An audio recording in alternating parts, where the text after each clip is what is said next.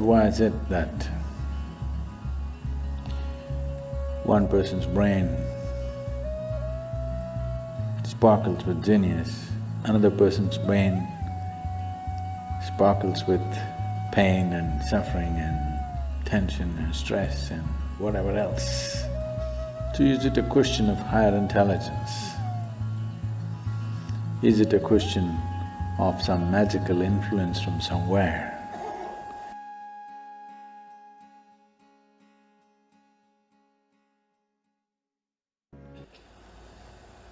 Generally, all of us have about the same sized skull.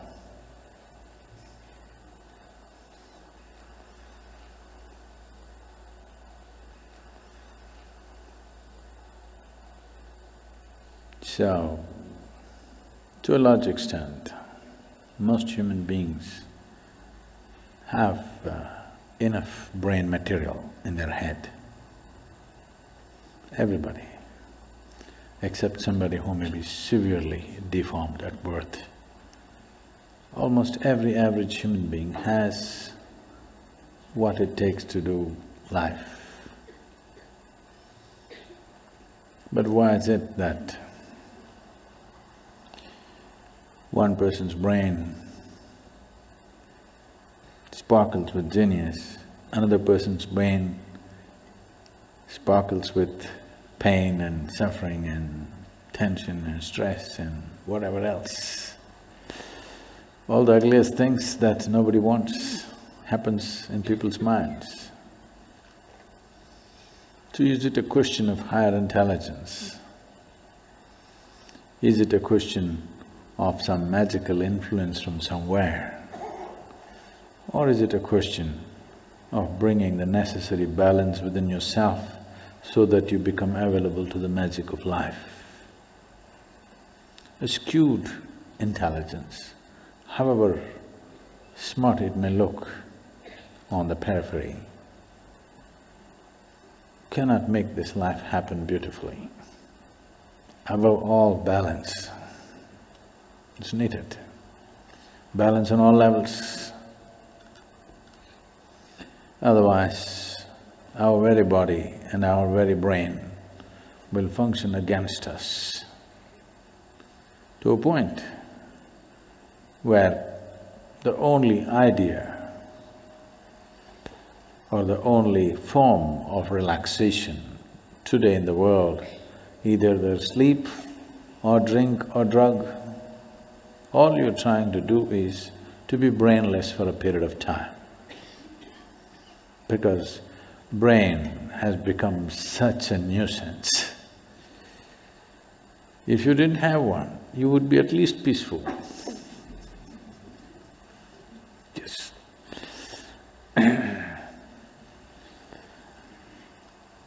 What took millions of years of evolution to achieve, today has become a nuisance. What is the greatest miracle within this human frame has become a misery manufacturing machine.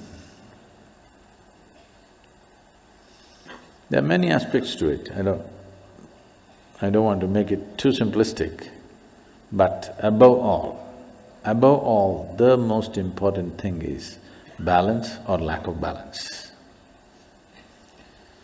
So, this human mechanism, which is the most sophisticated instrument on the planet, if you do not pay enough attention to it, if it turns against you, there is nothing here in the world which can save you because nothing is more sophisticated than this one. Because this is of the highest level of evolution and sophistication. If this turns against you, nobody can save you, I want you to know this.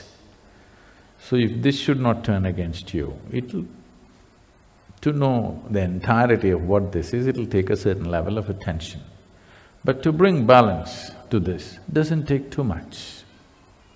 It is just that you're doing a few fundamental things absolutely wrong, that's all.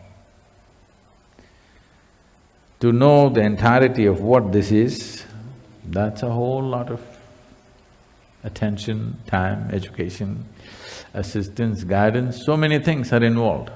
But to bring a reasonable sense of balance into you, it doesn't take much. You're doing a few things basically wrong with life. When I say basically wrong, one thing is for everybody to understand, all human experience is generated from within. Is that so?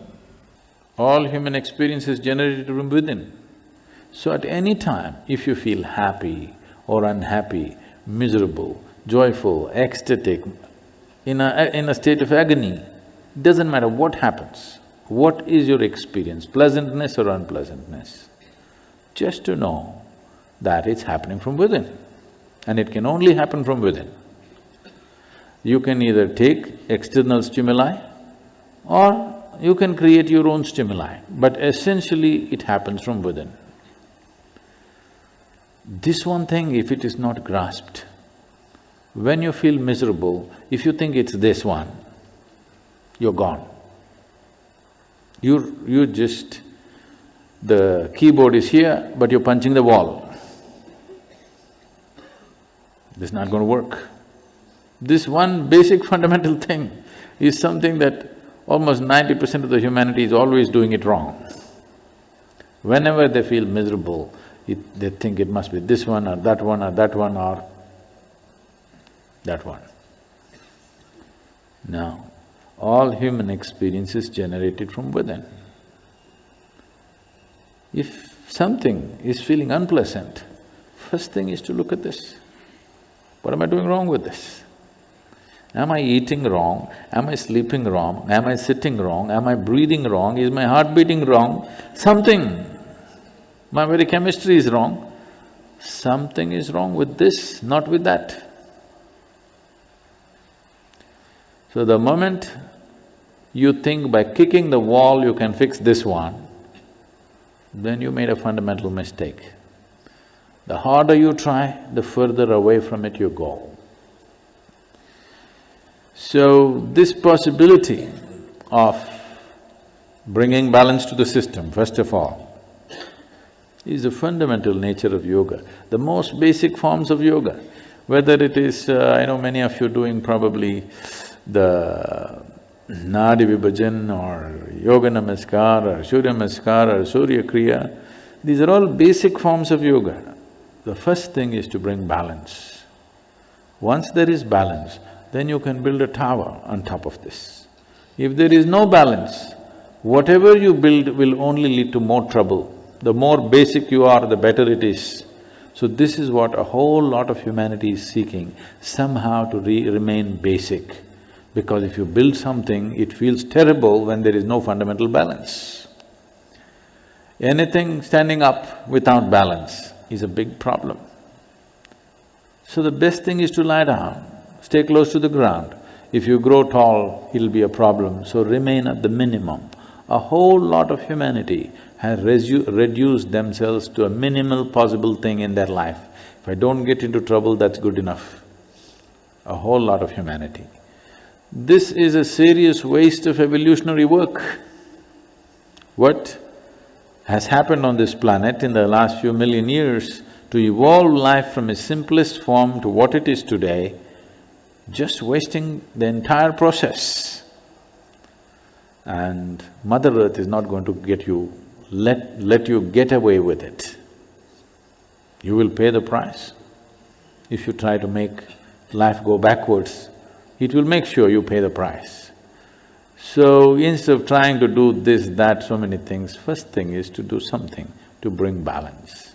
First step is just this, that everything that I generate from within me in the form of experience, sensations, painful, pleasant, wonderful, horrible, whatever I go through is essentially generated from within me and nobody else but me. Others may help, you know. Others help. If you're miserable, some people will fuel it and help. If you're joyful, some people will fuel that and help. There are different types of people around us. They assist you as they know their life. But essentially, it is your making. This is the fundamental aspect of yoga. The first teaching that came out was that it is your karma. That means it's your making. Your life and the experience of your life is entirely your making. If this one thing doesn't sink into you absolutely, you will not make the necessary changes. You still think, yes, I know it's my karma, but you know, my husband, what he did. You can't fix this. First you understand, this is my making, entirely my making. The moment you see it, you have the ability to change it. I see it, but you know what they did to me yesterday? Now you can't change it. It doesn't matter who did what.